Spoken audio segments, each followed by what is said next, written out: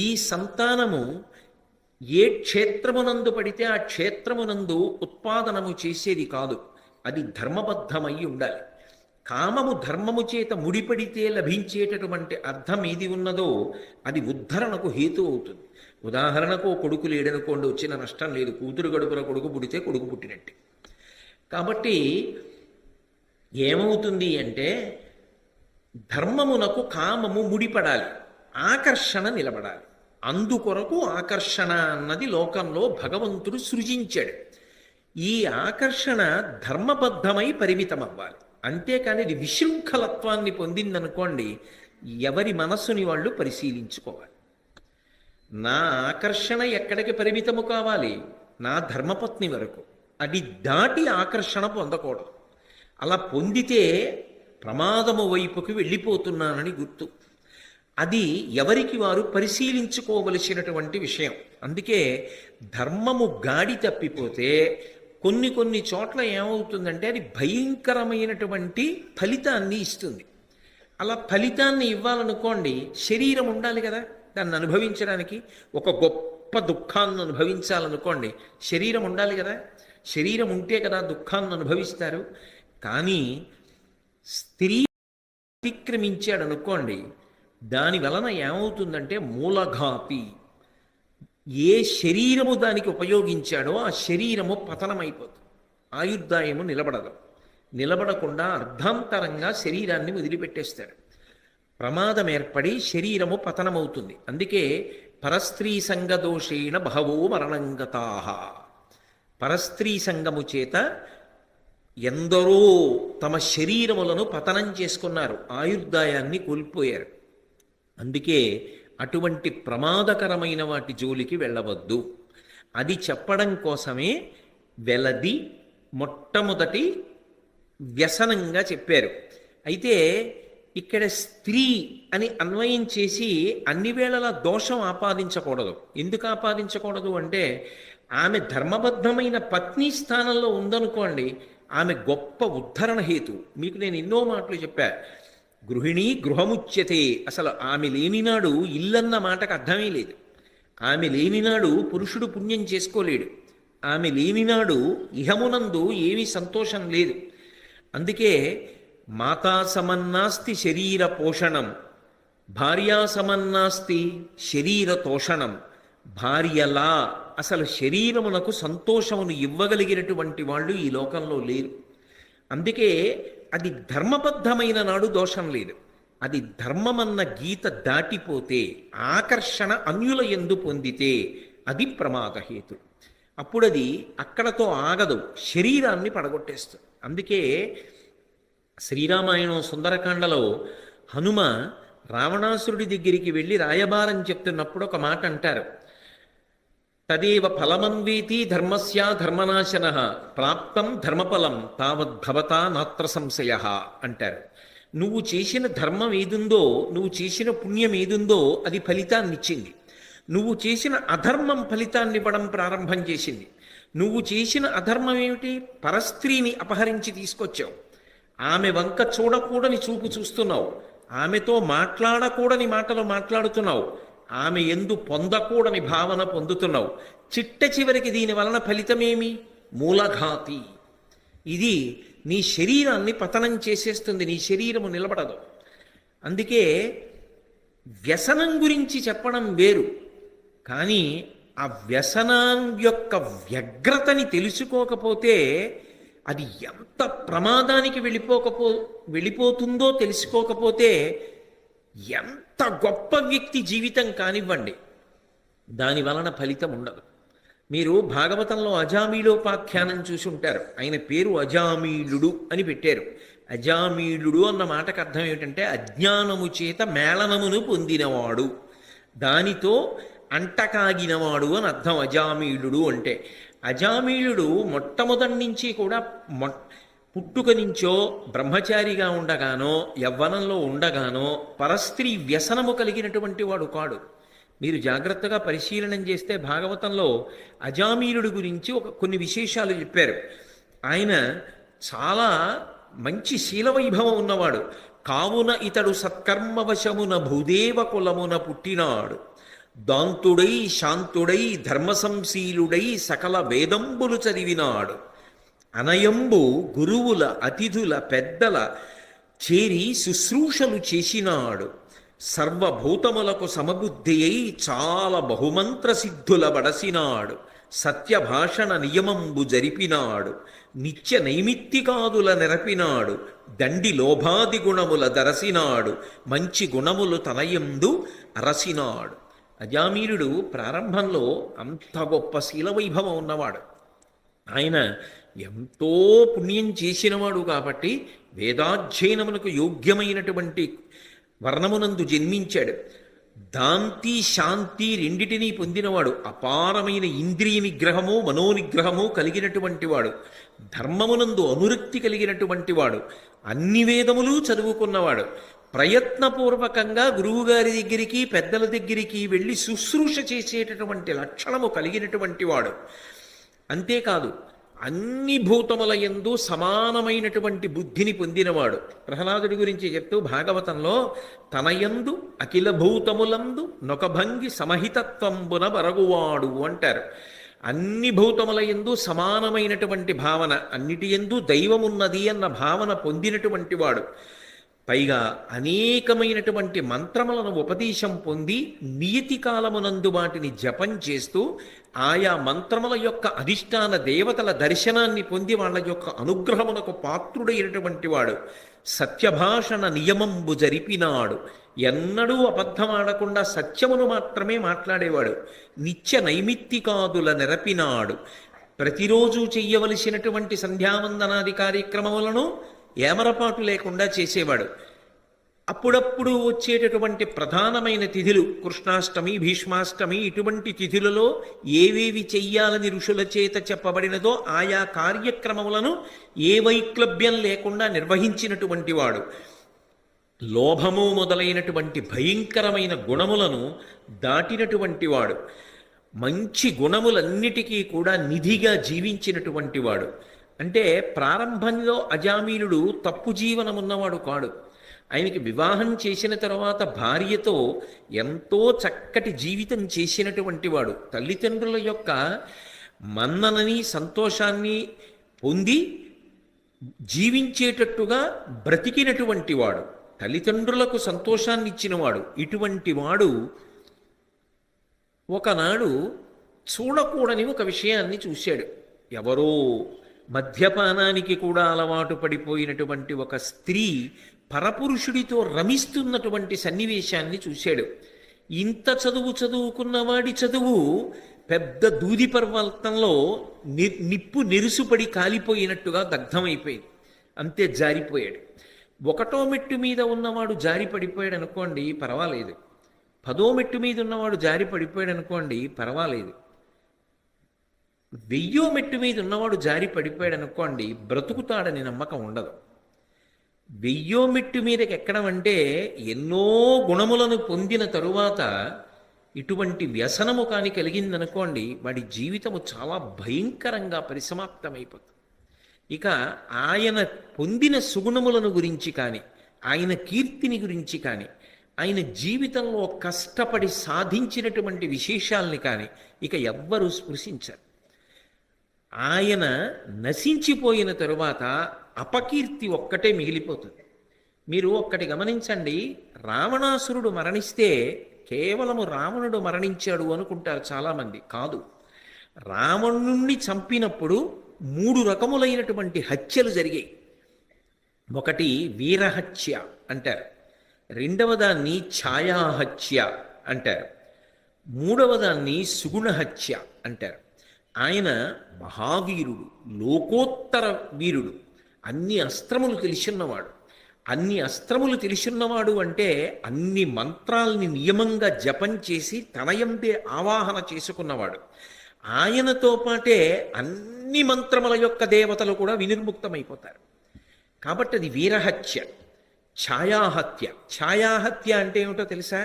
కేవలం పరాక్రమం కాదు, అనేకమైనటువంటి లలిత కళలలో గొప్ప సాధన చేసి ఉత్తీర్ణుడైన వాడు. ఆయన చాలా బాగా వీణ వాయిస్తాడు.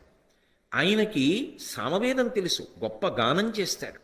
ఆయనకి పూజ తెలుసు, అలంకారం తెలుసు, ఏ ఏ తిథులలో ఏవి చెయ్యాలో తెలుసు. అన్నింటినీ మించి చతుషష్ట్యుపచారములు చెయ్యగలడు. 64 ఉపచారములు మీరు చదివితే భగవతికి కోట నిర్మాణం కూడా ఉంది. అవేం సామాన్యమైన ఉపచారాలు కావు. అటువంటి ఉపచారములు చెయ్యగలడు. ఇన్ని చెయ్యగలిగిన వాడి కీర్తి ఏదైనా మిగిలిందా లోకంలో? రావణాసురుడిలా వీణ వాయిస్తాడండి, అభినవ రావణ అన్న బిరుదుతో సత్కరిస్తున్నాం అని ఎవరికైనా బిరుదిస్తారా? ఇస్తే పుచ్చుకుంటారా? పుచ్చుకోరు. ఆయనకి తెలియదా? ఆయనకి ఆ కళ లేదని మీరు అనుకుంటున్నారా? ఉన్నది.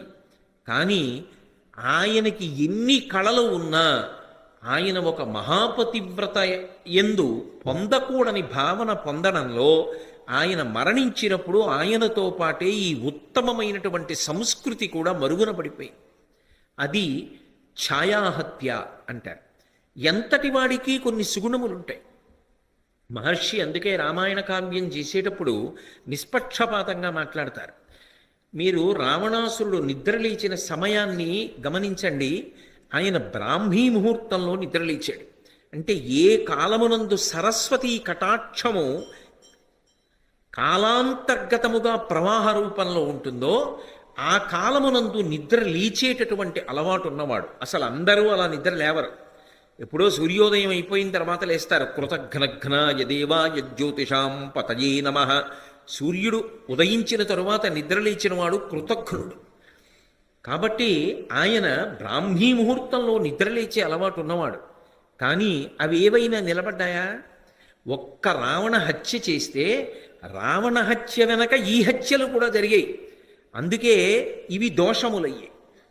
ఎందుకని అంటే లోకమునందు ప్రకాశించకుండా పోయే. ఇవి పోగొట్టుకోవడానికే రామచంద్రమూర్తి అన్ని శివలింగ ప్రతిష్టలు చేశాడు. అది కారణం. అంటే పరస్త్రీ సంగ దోషేన బహవో మరణంగతా. పరస్త్రీ సంగ దోషము వలన మనిషి యందు ఎన్ని సుగుణములు ఉన్నప్పటికీ కూడా అవి రాణించవు, సర్వభ్రష్టమైపోతాయి. दोस्तों मैंने फ्लिपकार्ट से रूपा की वेस्ट मंगाई है, जो कि मुझे एक जो वेस्ट है वो 32 रुपए की पड़ी। ఎన్ని సుగుణములు ఉన్నప్పటికీ కూడా అవి రాణించవు, సర్వభ్రష్టమైపోతాడు. అసలు ఇవాళ మనందరం తిరుపతి తిరుపతి అని చెప్పి వెంపర్లాడి ఆ కొండెక్కుతాం. ఆ కొండ యొక్క వైభవాన్ని కలియుగంలో ప్రకాశింపచేసినటువంటి వాడు మాధవుడు అనబడేటటువంటి ఒక బ్రాహ్మణ కుమారుడు. ఆయన కూడా అజామీలుళ్లాగే బాగా చదువుకున్నవాడు. ఆయన కూడా అజామీలుళ్లాగే మంచి గుణములు కలిగినవాడు. అటువంటి వాడు ఒకప్పుడు కాలు జారిపోయింది. అన్యకాంతయందు ఆకర్షితుడయ్యాడు. ఆకర్షితుడైనప్పుడు అదో విచిత్రం. ఆవిడ ధర్మం చెప్పింది. ఆమె నిజానికి చదువుకున్నది కాదు. ఆమె కూడా ఇలాగే కళ్ళు తాగుతున్నది. ఆమె కూడా గోమాంసమును తింటున్నది. ఆమె దగ్గరికి వెళ్ళి ఆమె పొందు అపేక్షించాడు. ఆమె అంది, నువ్వు ఉత్తమమైనటువంటి వంశంలో జన్మించావు, ఇదేమి దుర్బుద్ధి, తప్పు, నువ్వు ఇటువంటి పనులు చేయకూడదని చెప్పింది. ఆయన పాండిత్యం ఎందుకు పనికొచ్చిందంటే భ్రష్టత్వానికి వచ్చేటప్పటికి ఏ స్థాయికి ఎడతాడో చూడండి. ఉప్పు నీటిలో ముత్యం ఉంటుంది. అయినంత మాత్రం చేత ఉప్పు నీటిలో పుట్టిందని ముత్యాన్ని విసిరేస్తారా? రత్నములు దొరుకుతాయి సముద్రమునందు. నీటిలో దొరికింది ఉప్పు నీటిలో అవతల పారేస్తారా? నువ్వు ఎటువంటి దానివైతేనే గొప్ప అందగత్తెవి అని ఆమె పొందుని అపేక్షిస్తే ఆమె త్వజ యజ్ఞోపవీతంతే ముండయిత్వా శిరస్తథా అని. నువ్వు బ్రాహ్మణుడివి కదా, నీ యజ్ఞోపవీతం తీసి అవతల పారే, నీ శిఖని తీసేసి భక్ష గోమాంసముత్తమం, ఆవుని చంపేసి గోమాంసం తినం. కనీసం అప్పుడు భయపడతాడు. పరస్త్రీ సంగము వ్యసనమైపోయిన మనసు ఎంతకి బరి తెగించేస్తుందంటే ఆయన యజ్ఞోపవీతాన్ని తీసి విసిరేశాడు. శిఖ, ఆ పిలక ముడి వేసుకున్నటువంటి పిలకని తీసేశాడు. గోమాంసాన్ని తినేశాడు. ఆమె యందు అనురక్తిని పొంది సుఖించాడు. కొంతకాలమునకు ఆమె మరణించింది. ఆయన కొంతమంది రాజులు తిరుపతి యాత్రకి వెడుతుంటే వాళ్లతో పాటుగా వెంకటాచలం యాత్రకి వెళ్ళాడు. కపిలతీర్థం దగ్గరికి వచ్చి వాళ్ళందరూ వాళ్ళ వాళ్ళ తండ్రులను గుర్తు తెచ్చుకుని తద్దినం పెడుతున్నారు. విడిపోయినటువంటి వాళ్ళైతే, శరీరం వదిలిపెట్టేసిన వాళ్ళైతే. తనకి తన తండ్రి గుర్తొచ్చాడు, తల్లి గుర్తొచ్చింది. బాధపడి తనకొచ్చిన మంత్రములతో, తన దగ్గర ఉన్నది ఆ రోజున మట్టి కాబట్టి మట్టి ముద్దలతో తద్దినం పెట్టాడు. వాళ్లతో కలిసి కొండెక్కుతున్నాడు. ఎక్కలేకపోయాడు. ఎక్కలేక నీరసపడి ఖేదపడితే ఆయనలో ఉన్నటువంటి పాపమంతా కూడా వాంతి రూపంలో కక్కాడు. అక్కడ ఉన్న శిలలన్నీ కూడా ధ్యాననిష్టలో ఉన్న యోగులు, అబ్బా ఎంత పాపం రాని వాళ్ళు ముక్కులు మూసుకుని యథారూపాలు ధరించి పైకి లేచిపోయారు. బ్రహ్మగారు ప్రత్యక్షమయ్యారు. ఒరే మీ అదృష్టం రా, ఇన్ని పాపములు చేసినా ఈ కొండ మీదకి వచ్చావు. ఈ కొండ మీదకి వచ్చిన కారణం చేత నీ పాపములు కాలిపోయి వాంతి రూపంలో బయటపడిపోయి, వేం పాపం కటతే అస్మాత్ పాపదహన శక్తితః వెంకటాచలమిత్యేవ నామదేవస్తథా జగుహు. ఈ కొండకు వెంకటాచలం అని పేరెందుకు వచ్చిందంటే పాపములను కాల్చేస్తుంది. పరస్త్రీ సంగ దోషము చేత ఇంత భయంకర పాపమును పొందావు. ఆ పాపాన్ని ఈ కొండ కాల్చేసింది. వెళ్ళి పుష్కరిణి స్నానం చేయి. వచ్చే జన్మలో ఆకాశరాజువై పుట్టి నీ కుమార్తె అయినటువంటి పద్మావతీదేవిని వెంకటేశ్వరుడికిచ్చి వివాహం చేసి వెంకటేశ్వరుడికి మామగారివై తరిస్తావు. అది వెంకటాచలం యొక్క మహాత్మ్యము అని మనకి భవిష్యోత్తర పురాణం చెప్తోంది. కాబట్టి పరస్త్రీ సంగ దోషము చేత ఏ స్థాయికి జారిపోయాడు మాధవుడు. అందుకే వ్యసనములలో మొట్టమొదటి వ్యసనముగా ఏం చెప్తారు అంటే, ధర్మం అనేటటువంటి గీతని దాటవద్దు స్త్రీ విషయంలో.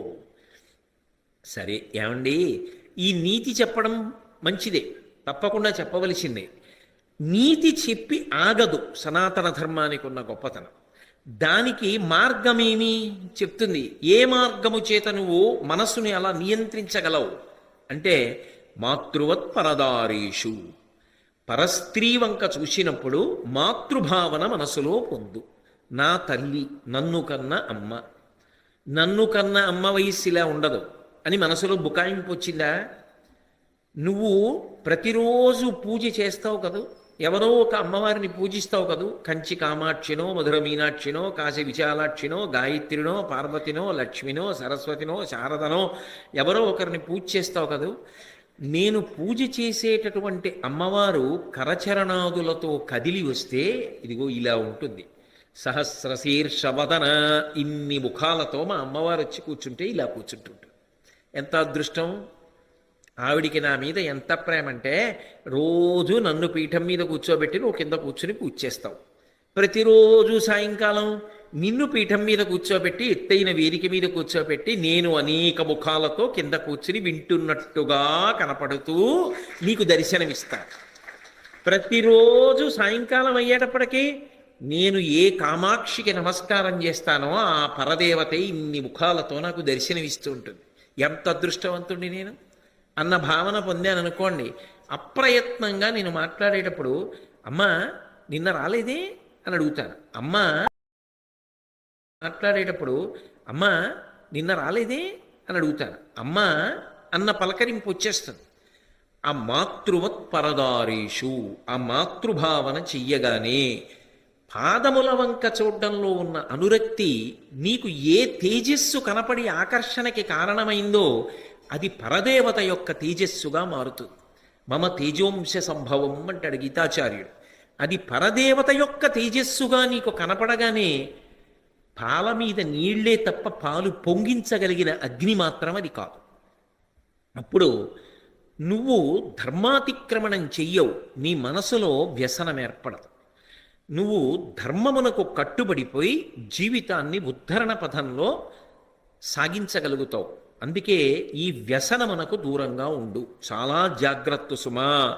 ఆకర్షణ అన్నది పరమేశ్వరుడు ఎందుకు పెట్టాడో ఆలోచించి అక్కడ వరకు మాత్రమే పరిమితం అవడం జీవితంలో నేర్చుకో అని మనకి బోధ చెయ్యడం కోసం విదురుడు మహానుభావుడు కనుక, అయ్యో జాతి భ్రష్టము కాకూడదని ధృతరాష్ట్రుణ్ణి అడ్డుపెట్టి, ధృతరాష్ట్రుడికి చెప్తున్నట్టుగా దేశకాలములతో సంబంధం లేకుండా సమస్త లోకమునకు కూడా వ్యసనములను గురించి మాట్లాడేటప్పుడు ముందు వెలదిని తీసుకోవడానికి కారణం ఏమిటంటే ఏ వ్యసనము మూలఘాతి అవుతుందో, శరీరాన్నే పడగొట్టేస్తుందో అది ప్రమాదకరము కనుక ఆ వ్యసనంతో మొదలుపెట్టి మాట్లాడడం